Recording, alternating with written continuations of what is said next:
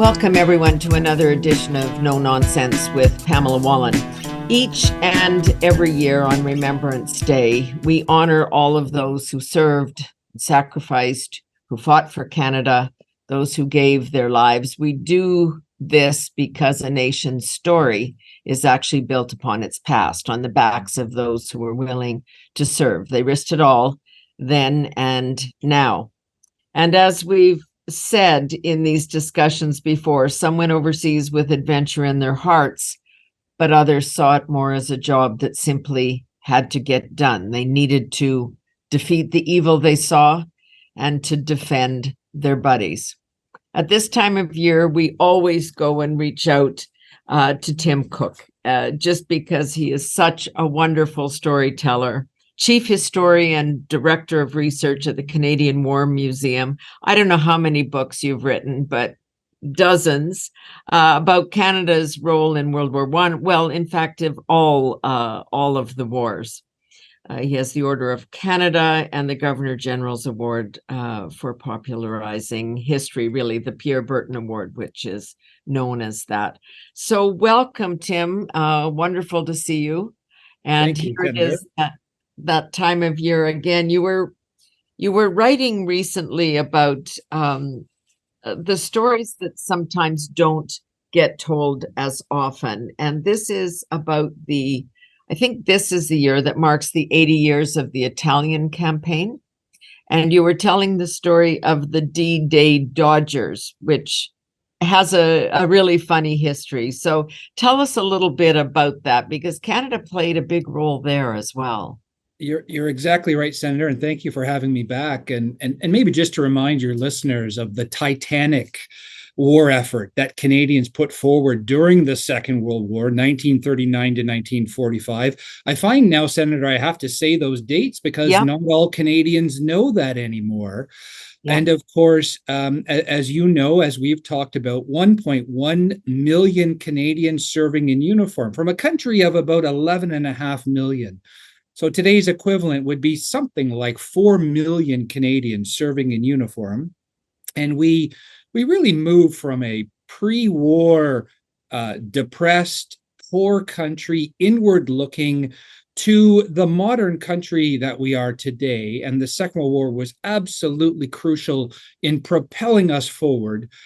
We fought on the oceans, in the air, in multiple land campaigns. Men and women served in uniform. We had 2 million people working in home front industry, farmers in making shells, making tanks, making bombers. And so this was a total war effort. But if we think just about the Italian campaign, we had about 100,000 Canadians fight there. And the name, it's incredible, isn't it? And we really don't talk about that. No, they get overshadowed by the war in Normandy, I think. And that name, the D-Day Dodgers, comes from that. Of course, we think of the 6th of June, 1944, the D-Day, the Day of Days, the crusade to liberate Western Europe. It is such an iconic day, and the battles that followed, that those soldiers who were already fighting in the Italian campaign were largely overshadowed. And someone had ill-advisedly called them the D-Day Dodgers, and they wore that as a bit of a badge of honor. I know, Senator, you've known soldiers and veterans all your life. They can often take a slight and turn it into almost, as I said, that badge of honor. You bet. That's what they did. And we fought there in Italy, first in Sicily, in July of 1943, coming ashore with our American and British comrades. That's worth remembering, that we were there with the two primary powers in the Western Alliance, putting aside the Soviet Union, which was an ally of convenience during the war, and then fighting through Italy, the major battle in Ortona in December of 43, the breaking of the Hitler Line in May of 44, and then fighting up until early 1945.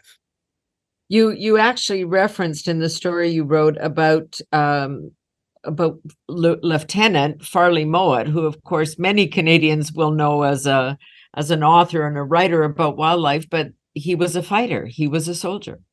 He was, as were so many Canadians. Again, Senator, I imagine over the years you have met veterans in all walks of life, ordinary Including Farley Canadians. Mowat. Yeah, that's right. Yeah, farmers and school teachers and small business owners, but all the way up to members of parliament and senators and ministers of the crown, and writers and artists, Comfort, Ogilvy, as some of our great Canadian artists, and Farley Mowat was one of them. He has written 2 books about his war experience, and No Birds Sang may be the finest memoir of the Second World War. I encourage your listeners to pick it up from the library at some point. It's just it is so revealing of the experience of the infantry soldiers, the dirt and the deprivation, the constant battles, death and destruction, acts of killing and of being killed. It is a very powerful eyewitness account. And, we just had a conversation earlier this week with R.H. Thompson, who, as you know, was involved in the big project, The World Remembers, and has just written a book based on his family's memories and stories. And he made some interesting points that, we have a very particular view on this because we were the victors in the war. It shapes how we saw war. As kids growing up in the 50s and 60s, we thought this war was a good thing because of the life it afforded all of us that came after. But he then started to delve into exactly what you described, the horror and the brutality. Yeah. Now, I do believe the Second World War was an absolutely necessary war. It's a fight against evil, and it had to be won. And we know that with a greater sense now of what the Nazis were and others. But, maybe there's an interesting point to think about there of families shaped by war. 620,000 Canadians who served in the First World War, 1.1 million who served in the Second World War, more than 110,000 Canadians who died in those 2 world wars, whose names are etched into the books of remembrance. Another 220,000 or so Canadians who were wounded in those wars, and wounded grievously often. And so war doesn't end on November 11th, 1918, or May 8th, 1945, or whatever date when the war officially ends. There is a long echo of war. There is a dark shadow. And it imprints itself upon the survivors, both the veterans who come home and their loved ones. And I think that's something that we need to remember. And I think we as Canadians maybe have a better sense of that now after the long war in Afghanistan and seeing things like the epidemic of suicides and the great challenges members of the Canadian Forces faced and their families, than maybe in the 50s and 60s, where it was not so normal to talk about things like PTSD. And in fact, it was not even recognized until 1980 as a medical affliction. No, and the shell shock, as it was called before we found PTSD is the phrase. I mean, it wasn't recognized or accepted, although in one of the last books you wrote about the medical history of war, which was such an amazing book, but there were doctors at the time that recognized it. They may have used some very crude and painful measures to deal, like electric shock therapy and whatnot, but they recognized that there was something desperately wrong with people who literally couldn't speak. Yeah, and we have a greater sense of that. And my book, thank you for the kind words, Lifesavers and Body Snatchers, looked at that. And often, it's very easy in history to portray people in the past as villains, as the people who we will be better than. And we that's just wrong. It's not really, in my mind, how history is supposed to work. We should try to understand people in the context of the time and why they made the decisions they made. And at the most basic level, people having not lived through the rights revolution of the 1980s will always act differently than we today. Having said that, there were very generous medical practitioners, doctors, and nurses who understood that these soldiers, sailors, and airmen who came before them were damaged by war, and they wanted to treat them, and they wanted to care for them, and they wanted to relieve their suffering. And sometimes they were successful, and sometimes they were not. And often those veterans then came back into society. And largely with the two world wars, except in the most extreme of cases, there was not a lot of treatment. And often it fell to the loved ones, the wives and the mothers and the parents and others in communities to have to try to care for, I suppose, those veterans who were suffering these invisible wounds. And you know what? Today, of course, we're doing better. There are pensions, there are programs for them, but it seems, even though the numbers are very small now, that we're still not doing what we should for veterans. There's still too many on the street. There's still too many that are suffering and taking their own lives. Yeah, I think you're right, and your opening remark there on what is our obligation, I suppose, in some way to those who serve this country and who put themselves into harm's way so that we do not. There is an obligation that continues beyond that service in the Canadian Armed Forces. And even though I think we have a much better sense of some of these wounds, and we have better programs, there's more that can be done and should be done and must be done. And I think if there's even one thing to point to, the so-called suicide epidemic of Afghanistan veterans, that's just something which all Canadians should be deeply concerned about and want to see their political leaders and civil servants and others ensure that there is proper care so that we can fully pay that debt. We've talked about this before, Tim, but history has become such a minefield. We are tearing down the street signs and the statues of people who yesterday were heroes. There's such narrow vantage points depending on, what your own history is or what part of the world or the country you come from. It troubles me. I mean, when we watch the recent scene crisis in the House of Commons with a Nazi being invited to at a ceremony to honor the Ukrainian president. It's just, we don't know our history, and we take snippets of it and then say, okay, off with their heads. We're going to take this sign down. We're going to do that. But we don't really know the history. We should have known this man's story by when he fought and with whom. I have to agree with you. Yes, it's. I mean, I'm coming from a biased point of view. Someone who's devoted most of his adult life to understanding our history, in particular our military and political history. But even if I didn't, I hope I would still empathize and sympathize with your sentiment there, which is, of course, that a country that doesn't know its own history, both good and bad, right? I don't think we need just heroic history, but certainly we should not diminish, tear down, and erase those parts of the past that make us uncomfortable. That is, at the very least, short-sighted and ranging somewhere towards the criminal, I suspect.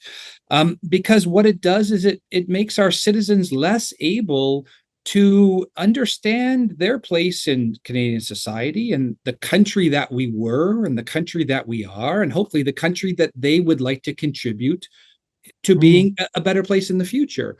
We simply cannot just live in the moment. And there are so many examples of this, but the recent one you've mentioned of members of parliament and others standing up and clapping for a Nazi is simply reprehensible and utterly embarrassing. And it didn't have to happen. It just didn't. And there had to have been people when that was happening, I hope, where they thought, wait a second. If he was fighting against the Soviets, Right. what side was he on, I wonder? Exactly. And the war is complicated, without a doubt. We would like it to be clear cut and simple. Um, Stalin was a murderous, genocidal dictator. He was our enemy in 1939 and 40, but when Hitler and the Wehrmacht invaded in the summer of 40, then we have a very different war, and we are forced to then side with this great evil. Now, that's not easy history to share in just a bullet point or on a tweet or something. Yes. It requires a bit of discussion and debate, and for us to think about perhaps the meaning of what happens in wars. Now, that war is a particular one. The Second World War was an existential crisis, I would argue, for the West and for democracies and for everything else. And yet, the Soviet Union was our allies in that war. Canada sent about $150 million worth of aid, from munitions and weapons to wheat and minerals to the Soviet Union. But of course, very shortly after the war ended, we realized that Stalin's urge to bring worldwide communism throughout the world had not been lessened during the Second World War. So that's complicated history, and we have to talk about that. We have to explore that, and I hope it is still taught in schools. I think it is. And yet, I think we also have seen examples where our history has been diminished or reduced to something called social studies, or something where we as Canadians perhaps do not know as much as we should.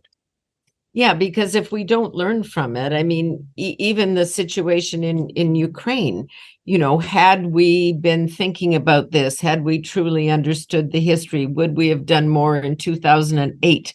Would we have, reacted to Putin's aggression earlier? Might it have stopped this? And then, of course, the Mideast. But, when we don't understand it, it carries on. It does. And even a historian who's written 17 books makes mistakes. I think I said the invasion of the Soviet Union was June of 1940. It was 41, of course. And yet, you're exactly right. We do need to understand both our own country's complex history, but other countries and our relationship to other countries, because we are no longer isolationist, and we haven't been for a long time. And if you think you can't be, there's no such thing. No, I mean, it's just absurd in terms of the interconnected world, but also just how we present ourselves on the world stage through diplomacy, or through our Canadian Armed Forces, or through the aid we give to people, or work at the UN or other things. I mean, we are just interconnected, and so we had better make this a part of our lives. Yeah, because right now we are suffering, it seems, from a naivete. We've been cutting defense spending for quite some time.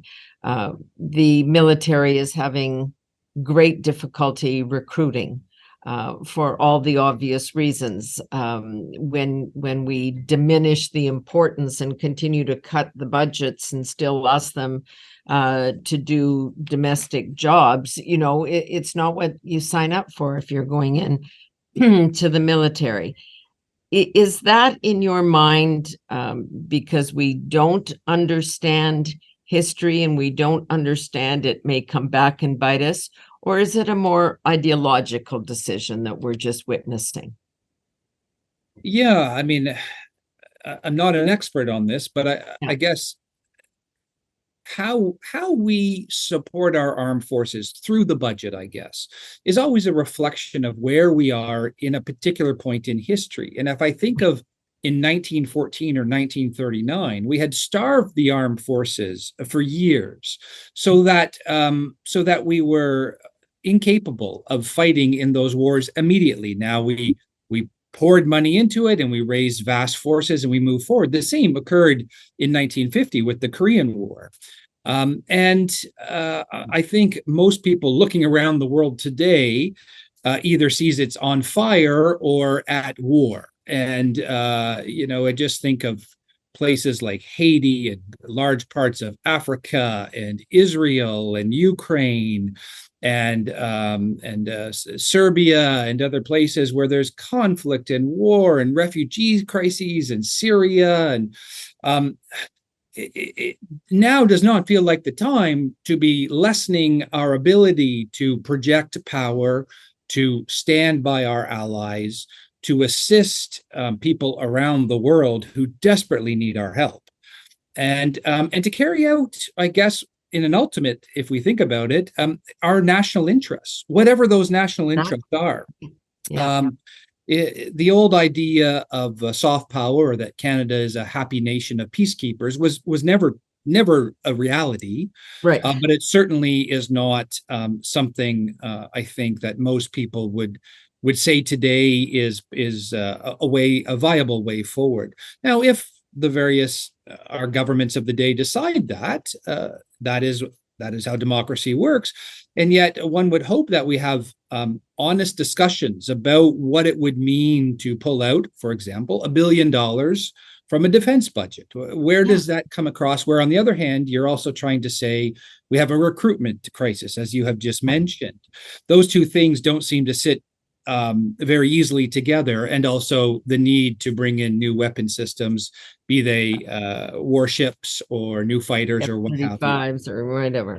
So I think in the end, ultimately, it's about having those honest discussions in a free democratic society where we can try to maybe get beyond partisanship and get beyond blaming, but to say, what would we like to be as Canadians? So what should our role be in a very dangerous world? And I certainly would welcome that discussion. Yeah, I think, and I don't know why that is so difficult. I mean, we have today's foreign minister talking about, we're sort of the world's convener, that we're going to convene the discussions. Well, you can't convene the discussions if you're not anteing up, if you don't meet your bare commitments to NATO, if you don't have a military that's funded and present, you can't be the convener of anything.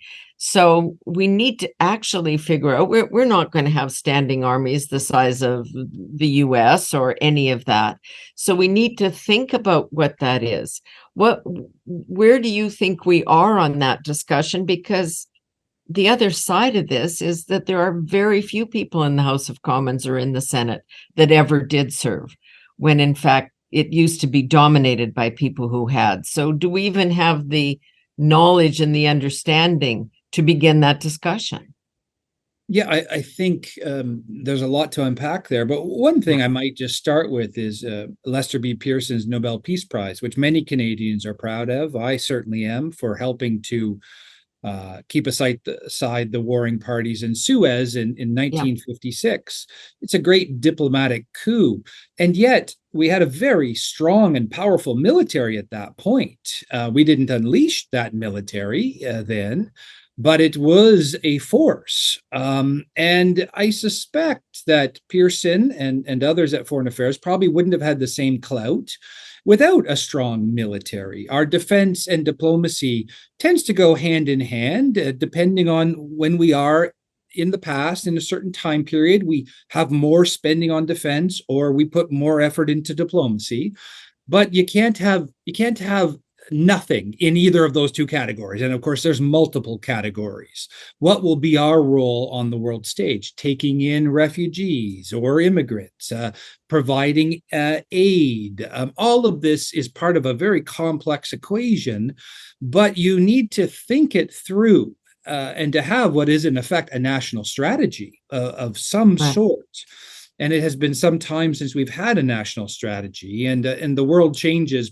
That doesn't mean that nobody is thinking about this at DND or in diplomacy or wherever, but it is something to articulate and to think about.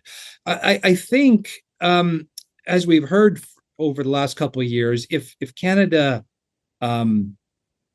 doesn't have a strong force in NATO or is able to project power, then it is easier for other countries to probably push us aside. Now, Yeah. the critics of that statement would say, well, there are times when we've had a strong military where we've been pushed aside anyway. So it is, and I think that's true. So it really, it's a number of factors, but it does require us probably to think about at the highest levels of what do we want to be as a force for good in this world. I was reading with interest the other day a story in which Wayne Eyre, who's the chief of the defense staff, a boy from my hometown, so I know him well, talking about the fact that, you know, when we think about getting ready for war, what we might be doing, but he was basically saying we are at war with Russia and with China and with other powers. We're there. We just don't seem to recognize it or say it out loud. Well, General Eyre is our top soldier, as many of your listeners know, and he's a very experienced professional soldier, extremely well read, and has good advice. And so, if he is telling Canadians that we are at war, we should listen. I mean, full stop. And I suspect what he is talking about is that there's different types of warfare, of course. Exactly. Right. There is, as we know, interference with our elections or information warfare, the slow attrition of democratic ideals, Russian planes coming over the north, bad actors, the Arctic, as we know, the coldest battleground is heating up from all kinds of people and nations.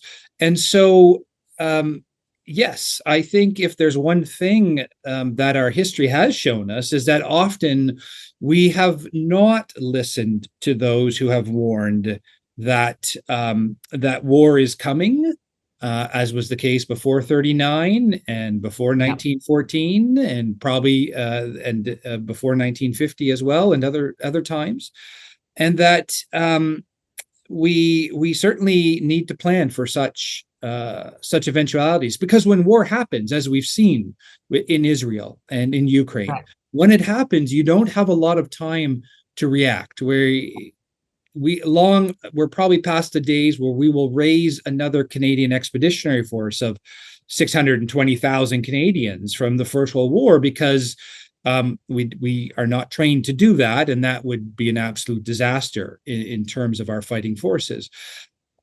So we do need to address, I think, the recruitment challenge in our Canadian Armed Forces, and that typically is two or three things. One, you need to pay service personnel better. And you need to make their lives better. Well, they also didn't sign up, although they seem to do so willingly, to fight fires or work in old folks' homes or fill sandbags. I mean, of course, they have domestic obligations, but that's not usually why young men and women say, I want to join the military. Yeah, and that's right. And, that I know from friends serving in the Canadian Armed Forces and others who are out, that there's great pride in helping Canadians deal with natural disasters, fires, COVID, floods. And yet there is also the professional element there of that this is not contributing to fighting effectiveness or state of readiness. That's right. And so I don't, as you know better than I, people have talked about a national firefighting service. Others have talked about an environmental brigade.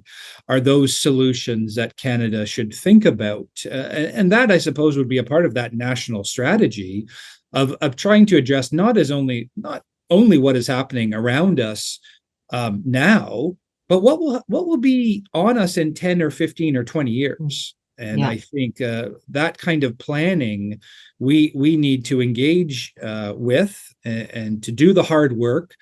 But if the Canadian Armed Forces is telling us that we are in a state of war and that there are not enough service personnel, that is something that we must address immediately. Yeah, I think we're not hearing what is being said through these messages. A couple of questions before I let you go, and I think it's because it's so stark and so awful for us to watch what happened on October 7th and what is happening since. The brutality of what Hamas did was beyond what we'd even witnessed with ISIS. And it's, the fact that they put their torture on the phones of the people they were torturing and sent it to the family. It just seemed so beyond human. Um, is it are we at a different point about how some of these terrorist forces are using that kind of behavior? Was it always this brutal, and we just didn't know? Yeah, it's a good question. The information war that accompanied the brutality of those attacks. I suppose we had seen that with ISIS Yeah, over the last 10 or 15 years, and Al Qaeda and other groups. It's a way we know now to mobilize opinion and to show a way of striking back. And yet, I think the shock of those recent attacks, and as you mentioned, the brutality and the violence, and I think not just for Israelis, but for other people thinking this could happen in whatever world you live in, who's ever on your borders, and we're very lucky here in North America. sure. But I think it's all of those things which have shocked us, and will continue to shock us.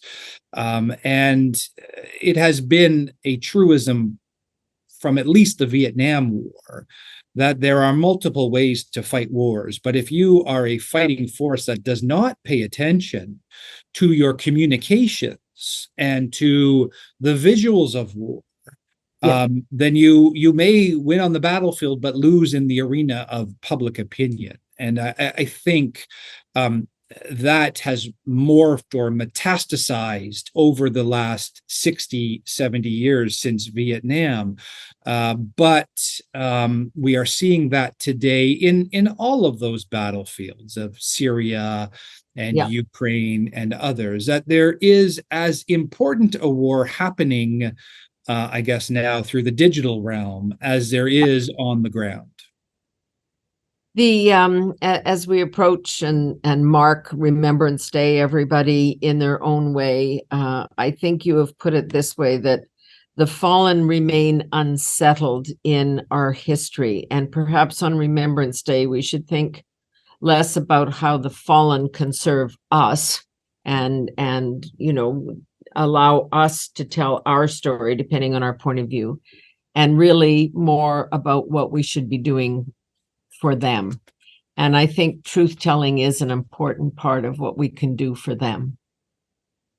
Yeah, I would agree, and I think that's the historian in me, the former journalist in you, that we are Yeah. there to tell these stories and to lay them bare, the good, the bad, the ugly, the heroic, the horrifying. If we don't do that, then we're not.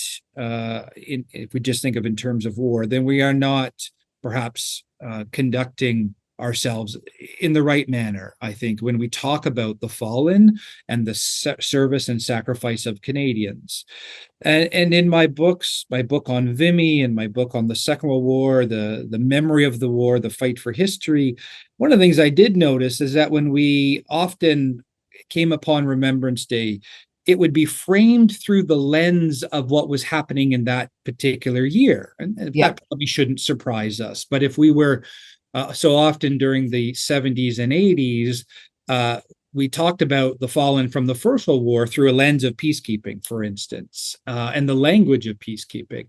And it changes over time. Yeah. And I suppose when I wrote those words, which I think was an editorial maybe last year, the year before, Yeah. I was thinking about that, but I think it still stands up, that this is a day to think about those Canadians who have lost their lives in times of war and conflict. But I also feel to extend that to the families. I think it's important to acknowledge, as we have in this conversation, the legacy of war and the way it imprints itself on at the national level and communities, on families, and on individuals. I think of the Silver Cross Mother, Yeah.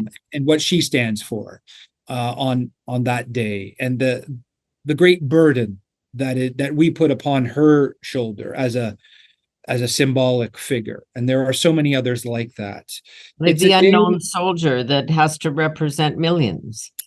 indeed, and that is such a powerful element to the National Memorial in downtown Ottawa when we returned the unknown soldier in 2000, adding a new element there.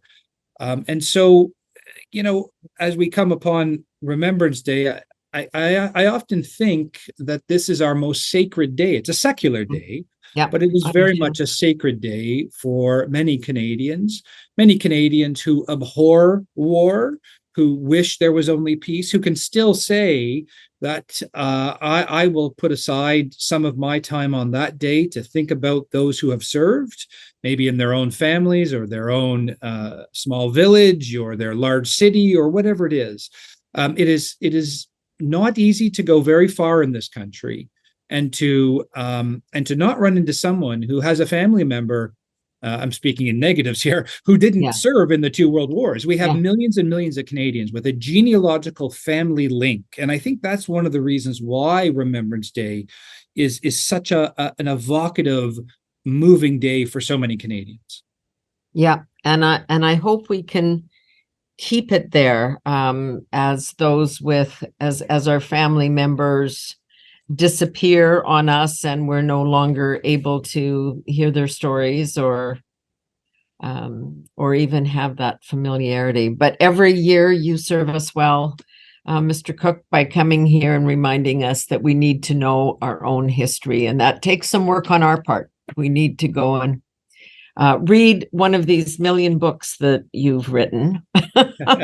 No Place to Run, Vimy, The Battle and the Legend, The Secret History of Soldiers, How Canadians Survived the Great War, The Fight for History. It's just, your work is so important. So please go and find the written word of Tim Cook, Chief Historian and Director of Research at the Canadian War Museum, his 24 books, an Order of Canada recipient, well-deserved for popularizing our history and making people remember. I see it there. We think of you often. Stay well. Thank and you. We'll talk to you soon. Thank you, Senator. Thanks so much. And that is it for this edition of No Nonsense with Pamela Wall.